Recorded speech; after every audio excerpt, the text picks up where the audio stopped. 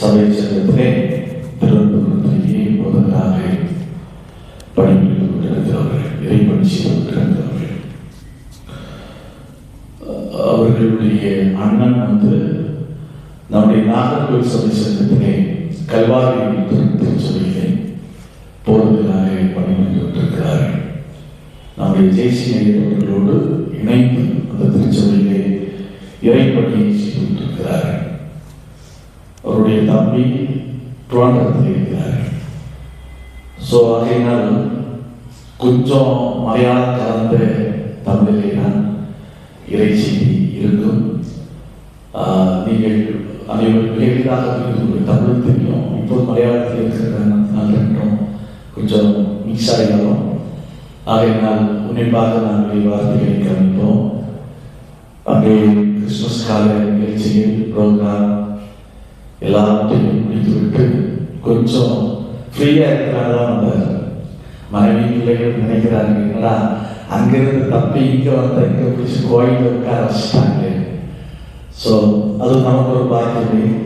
வாரத்தில் கொஞ்சம் ஷேர் பண்ணிட்டு நீங்கள் எடுத்து சுற்றுப்பயணத்தை எடுத்து சுற்றுலா அப்படின்னு சொன்னேன். மகிழ்ச்சியோடு அவர்கள் ஒப்புக்கொண்டார்கள். ஆகவே இறைச்சியை இப்போது அவர்கள் வளர்ந்தார்கள். துணைவியாரும் அவருடைய அன்பான 2 பிள்ளைகளும் நம்ம மத்தியிலே கலந்து வந்திருக்கிறார்கள். அவர்களை வரவேற்று திருச்சபையின் சார்பும் திருச்சபை பொறுப்பாளர்கள் சார்பும் வரவேற்று இறைச்சியை வழங்கும்படி அன்போடு கூட நான் அழைக்கிறேன். கிறிஸ்தவர்கள் மிகவும் அன்பானவர்களே,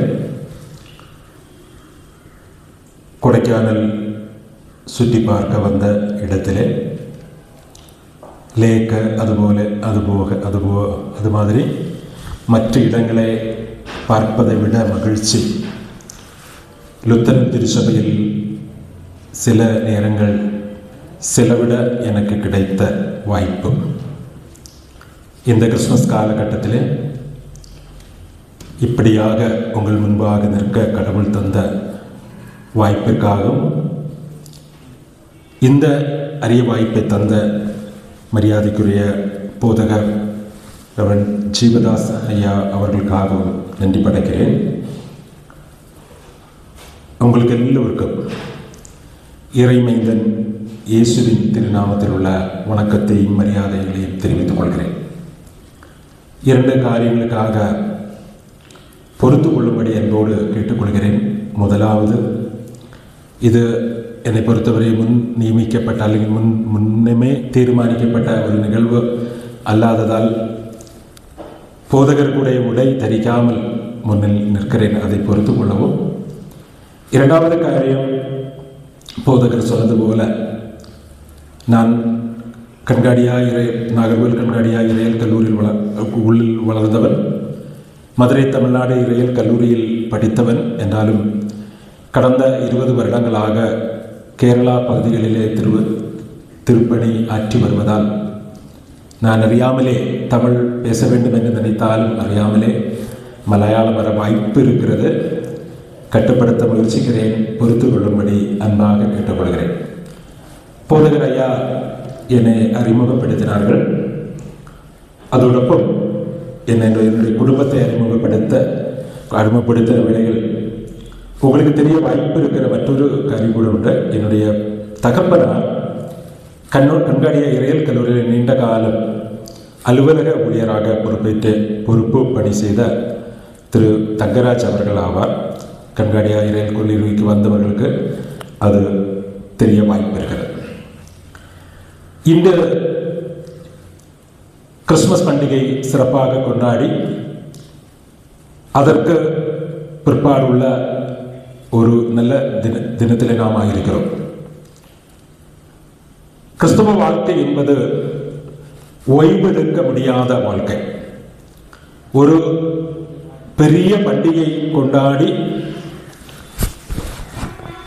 சிறப்புற அமைந்திருக்கிற நமக்கு இது ஓய்வெடுக்க வேண்டிய தருணம் அல்ல. அடுத்தொரு மிக பெரிதான காலகட்டத்திற்குள் பிரவேசிக்க இருக்கிற நமக்கு தயாரெடுக்க வேண்டிய நாட்கள் கூட. 2025 என்ற வருடத்தின் கடைசி தினங்களில் நாம் ஆயிருக்கிறோம். இந்த வருடத்தை குறித்து நமக்கு சொல்ல போனால் சிலருக்கு மகிழ்ச்சி, பலருக்கு வேதனைகள், பலருடைய நோய்கள் குணமாகவில்லை என்ற வருத்தம் இதெல்லாம் இருந்து கொண்டிருக்கிறது. 2026 என்கிற ஒரு புதிய வருடத்திற்குள் நாம் பிரவேசிக்க இருக்கும்போது அந்த வருடம் எப்படி இருக்கும் என்ப ஒரு ஆச்சரியம். எப்படி இருக்க வேண்டும் என்று நம்முடைய மனது தயாரெடுத்துக் கொண்டிருக்கிறது. இப்படி இருந்தால் நலம் என்று நாம் பல வேளைகளில் சிந்தித்திருக்கலாம்.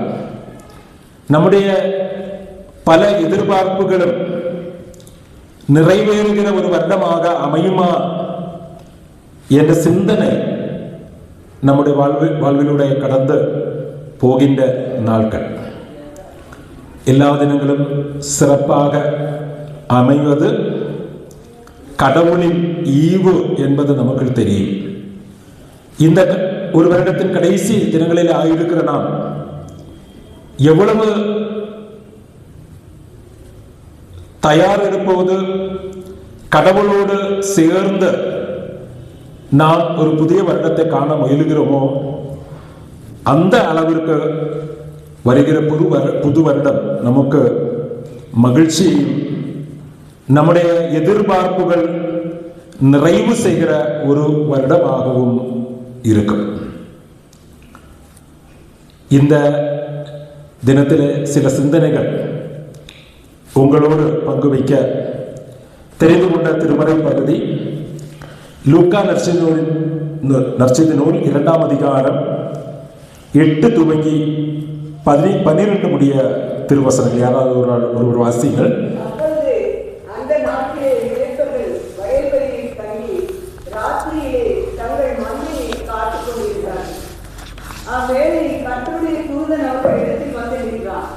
கர்த்தருடைய மகிமை அவர்களை சுற்றிலும் பிரகாசித்தது.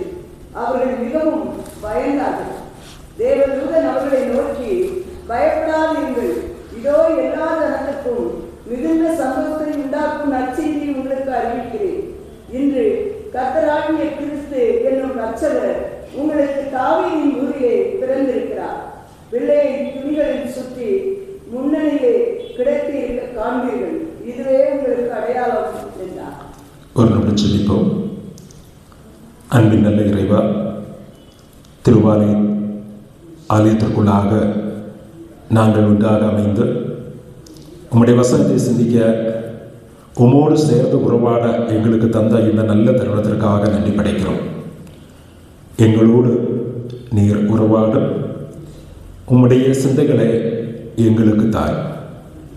இந்த வருடத்தின் கடைசி நாட்களிலே எங்களை நாங்கள் எப்படி சரி செய்ய வேண்டும் என்று நீர் எங்களுக்கு கற்றுத்தார். நாங்கள் பல முறை முயற்சி செய்து தோல்வி அடைந்தவர்கள். கடவுளே, ஒரு புதிய வருடத்திற்குள் எங்களை முழுமையாக பழுது நீக்கி புது பொலிவுடன் கொண்டு செல்ல இந்த வசனங்களில் எங்களை சக்திப்படுத்தும். உம்முடைய கிருபை எங்களோடு கூடியிருக்கும். இறைமை இந்த இயேசுவின் நாமத்தில் எங்கள் ஜெபங்களும் நல்ல பிதாவே. பிரியமானவர்களே, எல்லா காரியங்களுக்கும் அடையாளங்களை தேடுகிற அல்லது சிம்பல் தேடுகிற ஒரு காலகட்டத்திலே நாம் ஆகியிருக்கிறோம். இப்போது மொபைல் எல்லாம் வந்தபோது நமக்கெல்லாம் நம்முடைய கைகளில் அடையாளங்கள் எல்லாம் எளிதாக கிடைக்கிறது என்றாலும் எல்லாவற்றிற்கும் அடையாளங்கள் தேவைப்படுகிற அடையாளங்கள் உள்ள ஒரு காலகட்டத்திலே நாம் வாழ்ந்து கொண்டிருக்கிறோம். சில உதாரணங்கள் சொல்ல வேண்டும் என்றால், நாம் ஆன்லைன் ஷாப்பிங் செய்கிறோம். பொருட்களை வாங்க நாம் தயாரெடுக்கும் போது நமது முகவரி அதற்கு தேவைப்படுகிறது.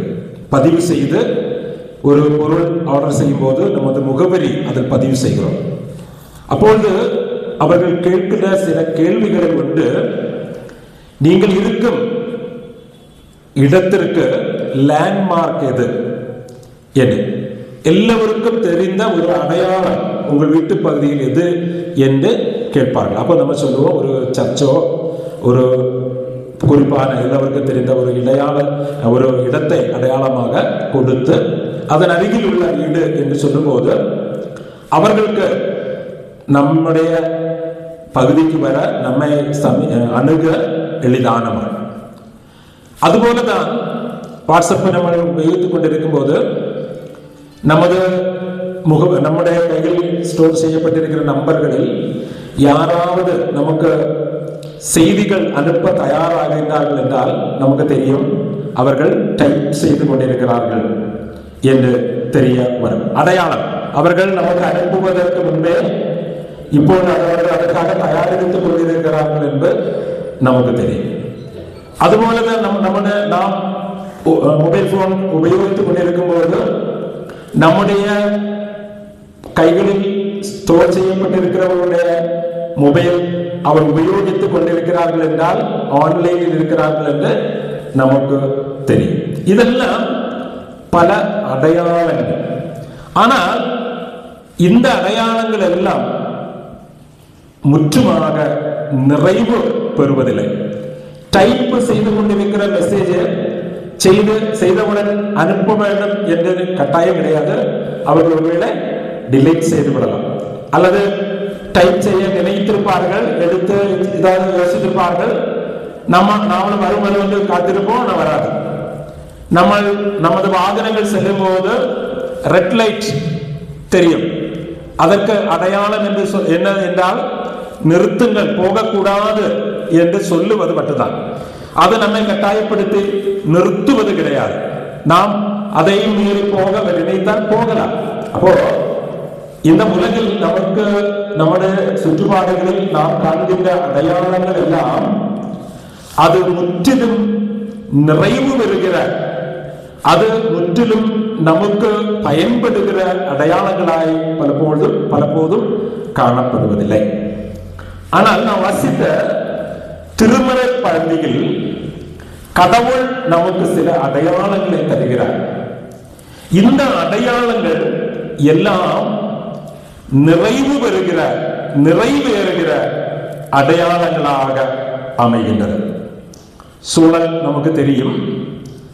இயேசு பெத்லகேமில் பிறந்த போது மந்தையில் ஆட்டின் கூட்டத்தை காத்திருந்த மெய்ப்பர்களுக்கு வானதூதர்களால் அருளப்பட்ட அடையாளம் இயேசு பிறந்திருக்கிறார் என்ற செய்தி அவர்களுக்கு அடையாளமாக கொடுக்கப்பட்டது. நாம் வாசிக்கிறோம், அவ்வேளையில் கர்த்தருடைய தூதன் 9வது வசனத்திலே அவர்களிடத்தில் வந்து நின்றார். கர்த்தருடைய மகிமை அவர்களை சுற்றிலும் பிரகாசித்தது. அவர்கள் மிகவும் பயந்தார்கள். 10வது வசனம், தேவதூதன் அவர்களை நோக்கி பயப்படாதிருங்கள் என்றார். கடவுள் தமது அடையாளத்தை கொடுப்பதற்கு முன்பாக ஜனத்தின் பயத்தை போக்குகிறார். அவருடைய எதிர்பார்ப்புகள் அது நிறைவேறும் என்ற தைரியத்தை அங்கு தருகிறார். இரண்டாவதாக நாம் காண்கிறது, இதோ எல்லா ஜனத்திற்கும் மிகுந்த சந்தோஷத்தை உண்டாக்கும் நற்செய்தியை உங்களுக்கு அறிவிக்கிறேன். பயத்தை நீக்கி அடையாளத்தை தருகிற கடவுள் அது ஏதாவது சில குறிப்பிட்ட நபர்களுக்கு கொடுக்கிற மகிழ்ச்சி அல்ல. இந்த அடையாளம், இந்த கடவுள் தம்முடைய தூதன் வழியாக தம்முடைய மக்களுக்கு கைமாறுகிற அடையாளங்கள் நற்செய்தி எல்லா ஜனத்திற்கும் கேட்கிற அதன்படி வாழுகிற எல்லோருக்கும் மகிழ்ச்சி தருகிற நற்செய்தியாக அது இருக்கிறது என்று நாம் தெரிந்து கொள்கிறோம். மூன்றாவதாக, அந்த மகிழ்ச்சியில் சிறப்புக்குரிய ஒரு அம்சம் இருக்கிறது. அதில் ஒரு சிறப்பு இருக்கிறது. அந்த நற்செய்தியில் ஒரு சிறப்பு இருக்கிறது. 11வது வசனத்தில் நாம் வாசிக்கிறோம், இன்று கர்த்தராகிய கிறிஸ்து என்னும் இரட்சகர் உங்களுக்காக பிறந்திருக்கிறார். இரட்சகர் பிறந்திருக்கின்றார் என்பது நற்செய்தியாக மெய்ப்பர்களுக்கு அறிவிக்கப்பட்ட போது அவருடைய பயத்தை நீக்குகிறார் கடவுள். அவர்களுக்கு சந்தோஷம் உண்டாகின்ற நற்செய்தியாக அது வாக்கு கொடுக்கிறார். நற்செய்தி அது சிறப்புரிய, நாம் தினசரி நாளிதழ்களிலே வாசிக்கின்ற நிறைய செய்திகள் இருக்கிறது. அதிலெல்லாம் சிறப்பு இல்லை. அது நாம் வருந்தக்கூடிய வார்த்தைகள் இருக்கிறது, நமக்கு கண் சுளிக்கிற வார்த்தைகள் இருக்கிறது, நம்மை கோபப்பட வைக்கிற வார்த்தைகள் இருக்கிறது, நம்மை வேதனைப்படுத்துகிற வார்த்தைகள் இருக்கிறது, நமக்கு தேவையற்ற வார்த்தைகள் இருக்கிறது, நமக்கு அறிவு தருகின்ற சில வார்த்தைகள் இருக்கிறது. ஆனால் கடவுள் தம்முடைய தூதன் வழியாக தம்முடைய மக்களுக்கு தருகிற வார்த்தை அது மகிழ்ச்சியை தருகிறது மட்டுமல்ல, அது நம்முடைய வாழ்வுக்கு சிறப்பான ஒரு நம்பர் 1 அல்லது முக்கியத்துவம் வாய்ந்த ஒரு நற்செய்தியாக அது இருக்கிறது. அது கர்த்தராகிய கிறிஸ்து என்னும் இரட்சகர் உங்களுக்காக பிறந்திருக்கிறார் என்பது. இதுதான் கடவுள் தம்முடைய மக்களுக்கு தருகிற நற்செய்தி. இந்த நற்செய்தியை மெய்ப்பர்கள் பெற்றுக்கொள்ள வேண்டும் என்றால் அவர்களுக்கு சில அடையாளங்கள் தேவை என்பதை கடவுள் உணர்கின்றார். இது சும்மா சொல்லப்பட்ட செய்தி அல்ல, சும்மா தெரிந்து கொள்ள ஒரு நாலேஜுக்காக சும்மா தெரிந்திருக்கிற ஒருத்தர் பிறந்திருக்கிறார் என்பதை சொல்லுவதற்காக மட்டும் சொல்லப்பட்ட ஒரு நற்செய்தி அல்ல. மாறாக அந்த நற்செய்தியை புரிந்து கொள்ளவும் அனுபவிக்கவும் அந்த நற்செய்தியில் மகிழ்வுறும்படியாக அளிக்கப்பட்ட நற்செய்தி. ஆகவேதான் இந்த நற்செய்தியின் பூர்ணமாக அது நிறைவேற அடையாளங்களையும் கர்த்தர் தருகிறார். இன்று கர்த்தராகிற இரட்சகர் பிறந்திருக்கிறார். எங்கே பிறந்திருக்கிறார்? தாவீதின் ஊரிலே பிறந்திருக்கிறார். உங்களுக்கு அந்த பிள்ளையை நீங்கள் பார்க்க அடையாளம் என்ன? துணிகளில் சுற்றி முன்னணியில் கிடத்திருக்க காண்பீர்கள். காரணம், இவ்வளவு தெளிவாக ஒரு பிள்ளையை குறித்து, ஒரு பிறப்பின் செய்தியை குறித்து மெய்ப்பர்களுக்கு அடையாளங்கள் உட்பட அறிவிக்க காரணம் என்ன என்றால், மெய்ப்பர்களும் இந்த கிறிஸ்துவின் பிறப்பில், இந்த இரட்சகரில் மகிழ்வுற வேண்டும். அவர்களுடைய வாழ்விலே இன்று வரை அனுபவித்த பயங்கள் மாற வேண்டும் என்பது கடவுளின் அனாதி தீர்மானம், திட்டம். ஆகவே தான் இந்த சிறப்பு செய்தி மெய்ப்பர்களுக்கு அறிவிக்கப்பட்ட போது அது அடையாளங்கள் கூட அறிவிக்கப்பட்டது. நாம் எல்லாரும் திருமணங்களுக்காக அழைக்கப்படுவது வழக்கம். நமக்கு தெரிந்தவர்கள் நம்முடைய இல்லங்களில் வந்து திருமணத்திற்காக அழைப்பு விடுக்கும் போது அழைப்பிதழ்கள் தருவார்கள். அந்த அழைப்பிதழ்களில் நாம் பார்க்கும்போது சில காரியங்கள் இருக்கும். திருமண நாள் இருக்கும், திருமண நேரம் குறிக்கப்பட்டிருக்கும், யாருக்கெல்லாம் திருமணம் என்பது இருக்கும், அவர் யார், இன்னாருடைய பிள்ளைகள் என்பது இருக்கும், எந்த ஊரை சேர்ந்தவர்கள் என்பது இருக்கும். இது மட்டுமா? வேற என்ன இருக்கும்? நேரம், மற்ற விவரங்கள் எந்த இடத்தில் வைத்து நடைபெறுகிறது என்பதெல்லாம் இருக்கும். கடைசியாக என்ன இருக்கும்? தங்கள் நல்வரவை நாடுகிறோம், நீங்கள் எல்லாரும் இதில் பங்கெடுக்க வேண்டும், வந்து சேர வேண்டும் என்ற அழைப்பு இல்ல. 2 பேர் விவாதம் செய்கிறார்கள், திருமணம் செய்கிறார்கள் என்ற செய்தியை மட்டும் உங்களுக்கு தெரிவிக்க வேண்டும் என்றால் தினமும் அவர்களுடைய பெயர் மட்டும் கொடுத்தா போதும். 2 பேர் இன்னாருடைய பிள்ளைகள் இன்ன இடத்தில் வைத்து திருமணம் செய்யப்படுகிறார்கள் என்று செய்தா போதும். இந்த இடத்தில் வைத்து திருமணம் செய்கிறார்கள், நீங்களும் வர வேண்டும் என்று அழைப்பு விடுக்கும் போது இத்தனை தெளிவான அறிவிப்பு நமக்கு தரப்படுவதன் நோக்கம் அந்த திருமண நிகழ்வில், அந்த மகிழ்ச்சியான தருணத்தில் நம்முடைய பங்களிப்பும் நாமும் இருக்க வேண்டும் என்பது இந்த அழைப்பு விடுத்தவர்களின் விருப்பம். அதுபோலதான் இயேசு இரட்சகர் பிறந்த நிமிடத்தில் மேய்ப்பர்களுக்கும் உலக அளவில் இந்த செய்தி அனுப்பப்படுவதன் நோக்கம் என்பது இயேசுவின் பிறப்பில் எல்லாரும் பங்கு சேர வேண்டும். உலகில் உள்ள அனைத்து நபர்களும் அங்கு வந்து சேர வேண்டும். இந்த இரட்சகருடைய பிறப்பின் செய்தி, மகிழ்ச்சி, பயம் நீங்கிய வாழ்வின் அனுபவங்கள் அவர்களிடம் செல்ல வேண்டும் என்பது கடவுளின் திட்டமாக இருந்தது. ஆகவே தான் இந்த அடையாளங்கள் அவர்களுக்கு கொண்டு சேர்க்கப்பட்டது என்று நாம் இங்கே பார்க்கிறோம். மற்றொரு சிறப்பு என்பது, இயேசு பெத்லகேமில் பிறந்தபோது வேத புஸ்தகம் சொல்லுகிறது, ஒரு நட்சத்திரம் வானில் தோன்றியது. அந்த வானில் நட்சத்திரம் தோன்றிய போது சில ஞானிகள் அதை பார்த்து ஏதோ ஒரு சிறப்பான பிறப்பு நடந்திருக்கிறது, ஏதோ ஒரு சிறப்புக்குரியவர் பிறந்திருக்கிறார் என்று அறிந்து கொண்டு அந்த அடையாளத்தை தேடி போய் அவரை கண்டு கொண்டார்கள். காரணம், அவர்கள் ஞானிகள், அறிவில் சிறந்தவர்கள். அடையாளத்தை பார்த்த உடனே அவர்களுக்கு புரிந்தது, செல்ல அவரால் முடிந்தது.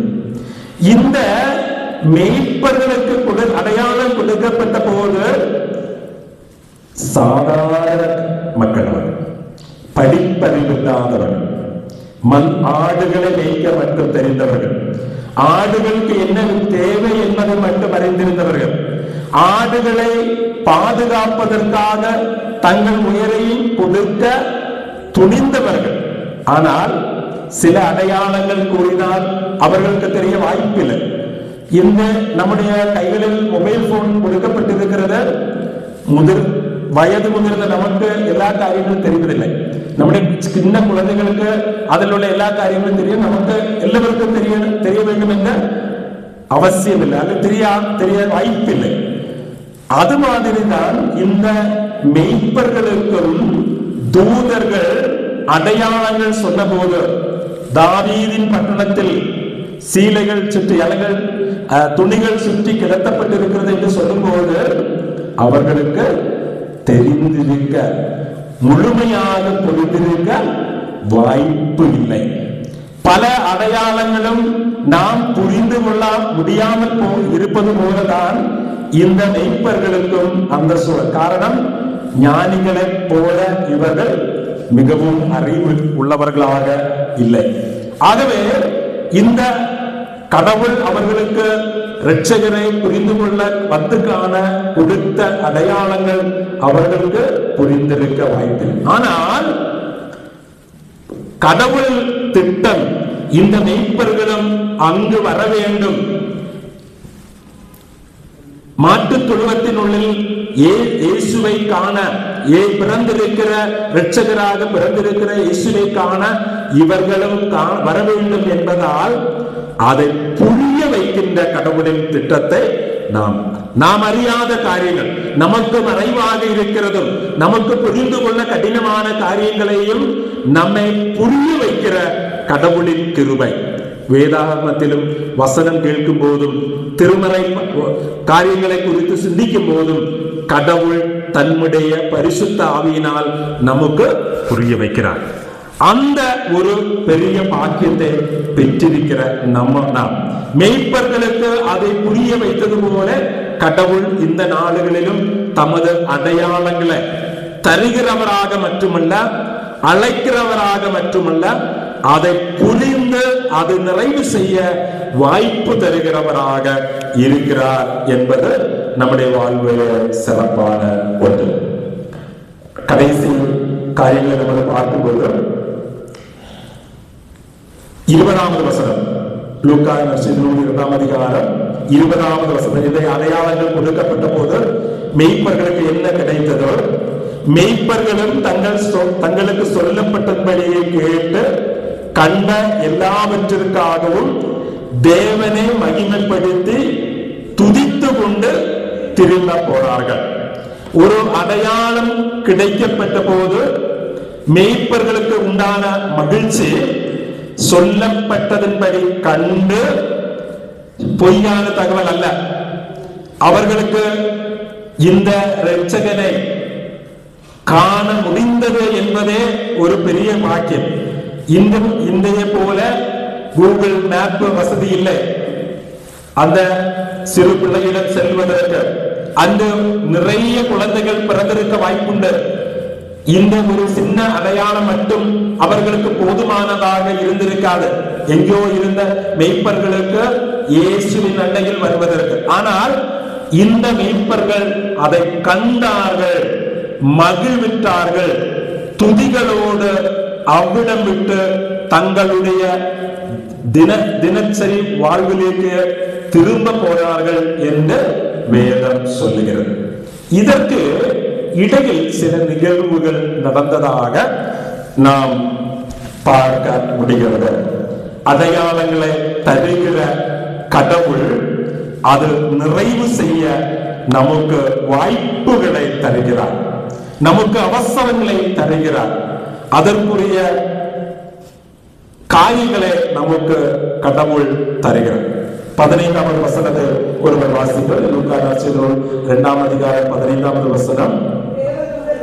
அவர்களை விட்டு பரலோகத்துக்கு போன பின்பு மேய்ப்பர்கள் ஒருவரை ஒருவர் நோக்கி, நாம் பெத்லகேம் ஊருக்கு போய் நடந்ததாக கர்த்தரால் நமக்கு அறிவிக்கப்பட்ட இந்த காரியத்தை பார்ப்போம் வாருங்கள் என்று சொல்லி தீவிரமாய் வந்து மரியாதையும் யோசித்து நற்செய்தி அறிவிக்கப்பட்டது, அடையாளங்கள் கூறப்பட்டது. கடைசியில் நாம் பார்க்கிறோம் இந்த மேய்ப்பர்கள் மகிழ்வுற்றார்கள் என்று. அடையாளங்கள் கொடுக்கப்பட்டதற்கும் மேய்ப்பர்கள் மகிழ்வுற்றதற்கும் இடையில் சில நிகழ்வுகள் நடக்கிறது. முதலாவதாக நாம் காண்பது சில தீர்மானங்கள் எடுக்கிறார்கள். இந்த மேய்ப்பர்கள் தூதர்கள் அவர்களை விட்டு சென்ற போது அவர்கள் கூடி ஆலோசிக்கிறார்கள். இப்படி ஒரு செய்தி நமக்கு கொடுக்கப்பட்டிருக்கிறது, இது என்ன செய்வோம்? இந்த செய்தி நம்முடைய மத்தியில் இருக்கிறது. இப்படி ஒரு இன்விடேஷன், அழைப்புதல் நமக்கு வந்திருக்கிறது, வந்து காணுங்கள், இப்படி ஒரு இரட்சகர் பிறந்திருக்கிறார், இன்ன இடத்தில் பிறந்திருக்கிறார், நீங்கள் வந்து பார்ப்பதற்கான அடையாளம் இது என்று கொடுக்கப்பட்டிருக்கிறது. நாம் என்ன செய்யலாம் என்று கூடி ஆலோசித்த ஒரு தீர்மானம் எடுக்கிறார். 2025 கடைசி நாட்களில் இருக்கிறோம். பலரும் தீர்மானங்கள் எடுக்கிற தீர்மானங்கள் எடுக்கிற காலகட்டம். அடுத்த வருஷத்துல நான் இப்படி இருப்பேன், இந்த வருஷத்துல நினைச்சேன் எனக்கு முடியல, அடுத்த வருஷத்துல நான் இதெல்லாம் செய்ய போறேன், சில தீய பழக்கங்களை விட்டு விடுவேன், சில காரியங்களை நான் செய்ய போகிறேன் என்று தீர்மானங்கள் எடுக்கிறோம்.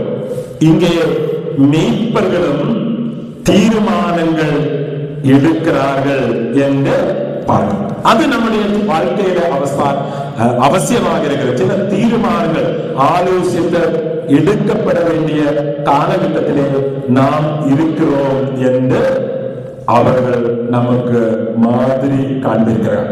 16வது வசனம் வாசிங்க. 16.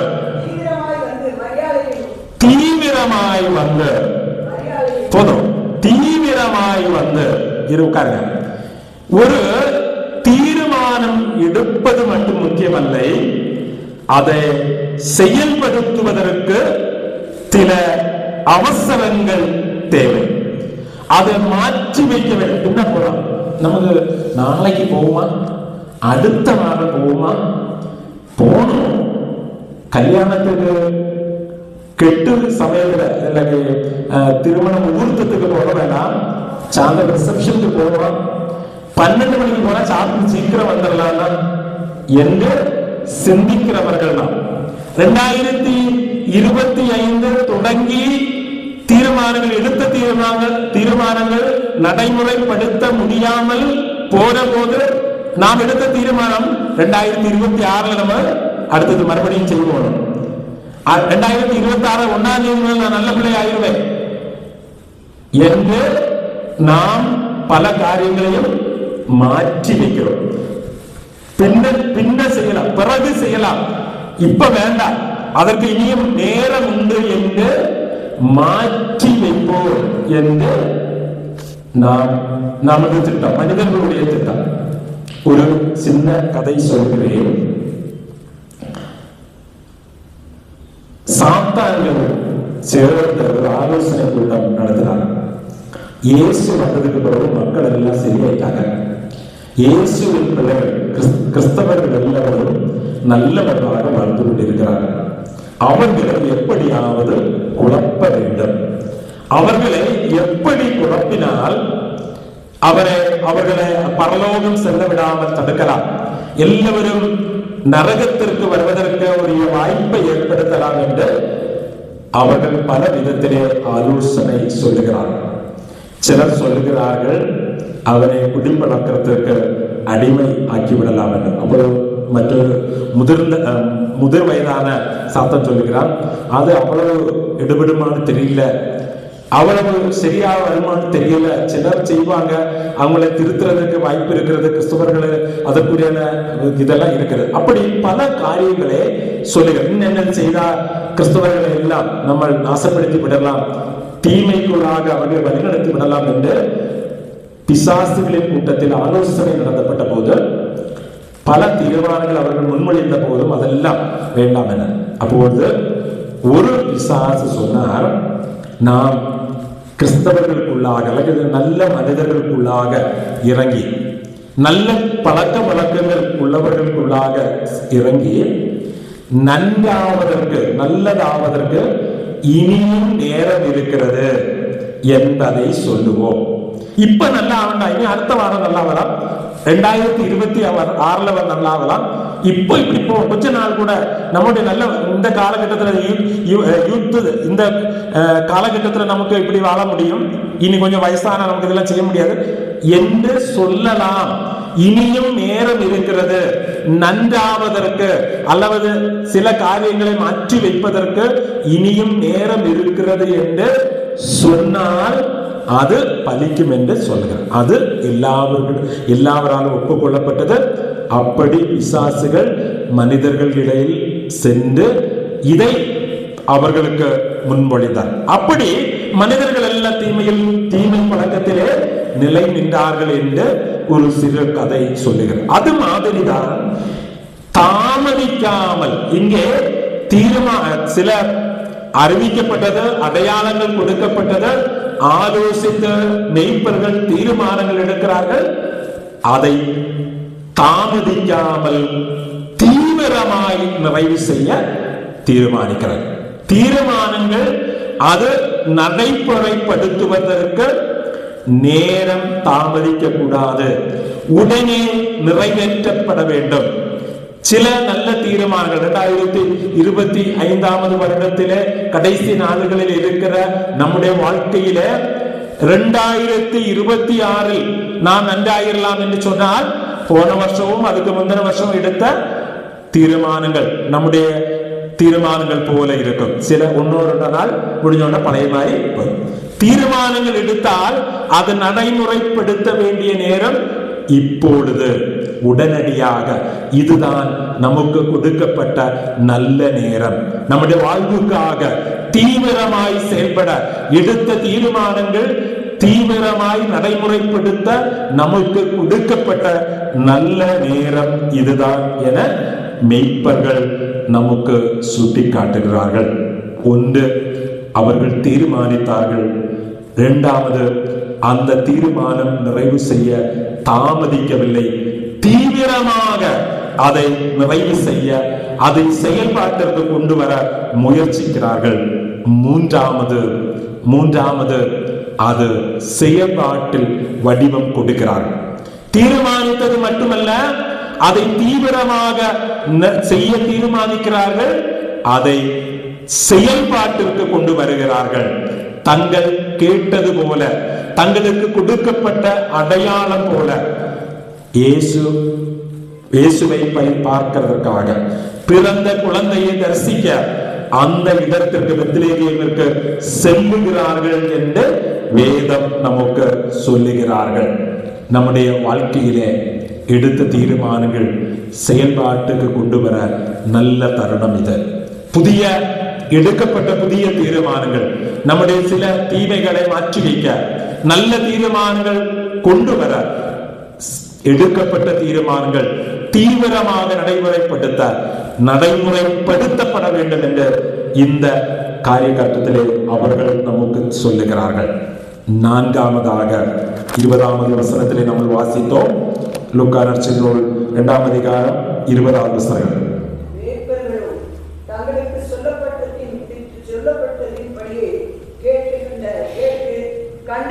பதினேழாவது வசனம்.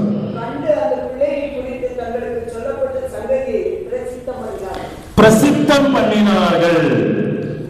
இன்று நாம் எடுக்கிற சில தீர்மானங்கள் நமக்குள்ளாகவே இருக்கிறது.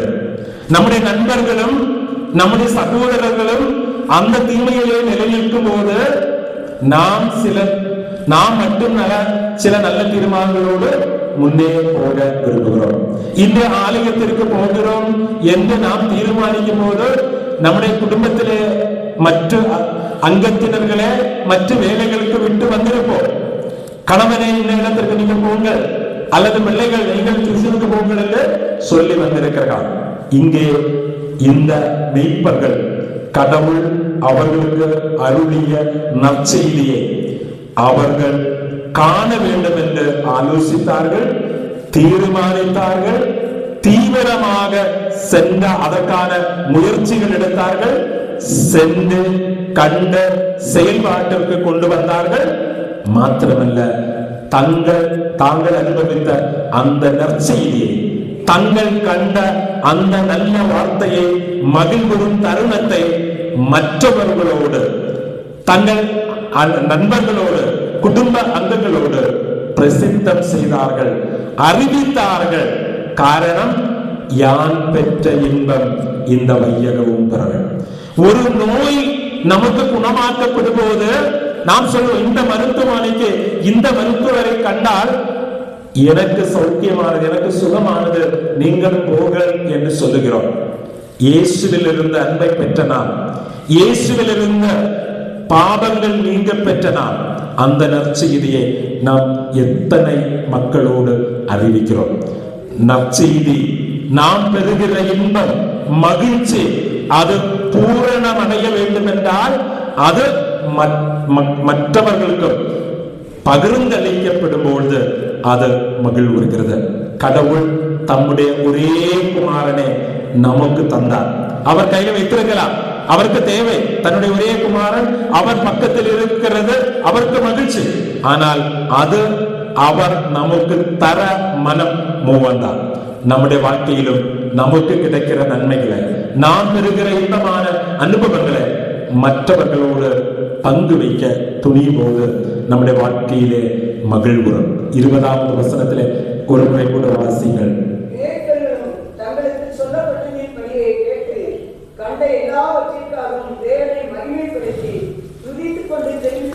துதித்து கொண்டு எப்போது செல்ல முடியும்?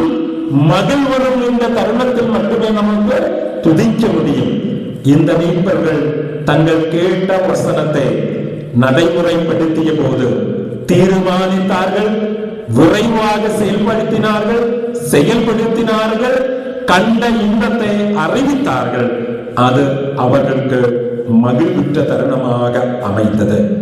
2025 வருடத்தின் கடைசி நாட்களில் கடவுளோடு இணைந்து நம்முடைய வாழ்க்கையை தொடர்கின்ற நம்முடைய வாழ்க்கையில் எவ்வளவோ எதிர்பார்ப்புகள் புதிய வருடத்தை குறித்து நமக்கு இருக்கிறது. நம்முடைய பழைய 2025 வருடத்தில் நடைபெறாமல் போன அநேக காரியங்கள் நடக்குமா என்ற எதிர்பார்ப்புகளோடு இருக்கிறோம். நாம் கடவுளோடு இணைந்து பயணித்தால், கடவுளுடைய திட்டங்களை நம்முடைய வாழ்க்கையிலே செயல்படுத்த முயற்சிக்கும் போது நம்முடைய வாழ்வு மகிழ்வுற்றதாக அமையும். அடையாளங்களாக மாற்றம் இருக்கின்ற ஒரு காலகட்டத்தில் வசிக்கிறோம். கடவுள் தருகிற அடையாளங்கள் நம்மில் செயல்படுகிறது, நம்மில் நிறைவு பெறுகிறது, நம்மை மகிழ்வுற வைக்கிறது என்பது திருவசனம் நமக்கு தருகிற ஒரு உறுதி. இந்த வருடத்தின் கடைசி நாட்களிலும் கடவுளுக்கு நன்றி செலுத்துவோம். கடவுள் என்னை கடந்த நாட்களில் கண்மணி போல பராமரித்தார். ஒரு பெரிய வருடத்திற்குள்ளாக அழைத்து செல்ல விரும்புகிறார். என்னுடைய பழுதுகளை நீக்குமே, நான் புது பொலிவுடன் புது வருடத்தை காண எனக்கு துணை செய்யுமே. நான் உம்முடைய வசனத்தை கேட்ட நீர் தருகின்ற அடையாளங்களின்படி வாழ்வு பெற, உம்முடைய அடையாளங்கள் என் வாழ்வில் நிறைவு பெற எனக்கு பலம் தாரும் என்று கடவுளோடு நாம் மன்றாடுவோம். இந்த நாளுகள் அதற்குரிய தருணங்களாக மாற்றும். கடவுள் தாமே தம்முடைய வசனத்தினாலும் தம்முடைய தூய ஆவினாலும் தொடர் நாடுகளில் நம்மை அதற்காக பலப்படுத்தி காக்குமாறாக. ஆமென்.